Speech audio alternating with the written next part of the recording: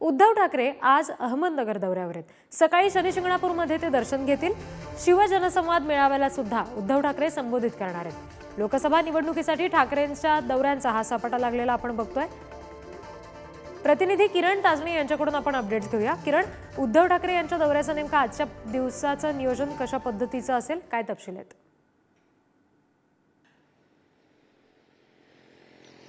रिद्धी, खरं तर सुरुवातीला संभाजीनगर येथून निघाल्यानंतर उद्धव ठाकरे शनिशिंगणापूर, त्यानंतर सोनई आणि अशी विविध गावांचा या वेळेला मतदारांशी संवाद साधत उद्धव ठाकरे हे शिर्डीमध्ये आज मुक्कामी असतील आणि त्यानंतर दुसऱ्या दिवशी देखील शिर्डीचे कोपरगाव असतील, संगमनेर असतील अशा मतदारांच्या सोबत संवाद साधणार आहे। एकूणच शिर्डी लोकसभेच्या अनुषंगाने उद्धव ठाकरे यांचा दौरा हा अतिशय महत्त्वाचा मानला जातोय।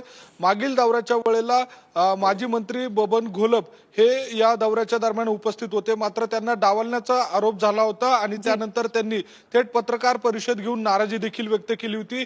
त्यानंतर त्यांचं उपनेते पद देखील काढून घेण्यात आलं होतं। त्यामुळे सुरुवातीच्या काळामध्ये सदाशिव लोखंडेंच्या निमित्तानं ठाकरेंना धक्का बसला होता।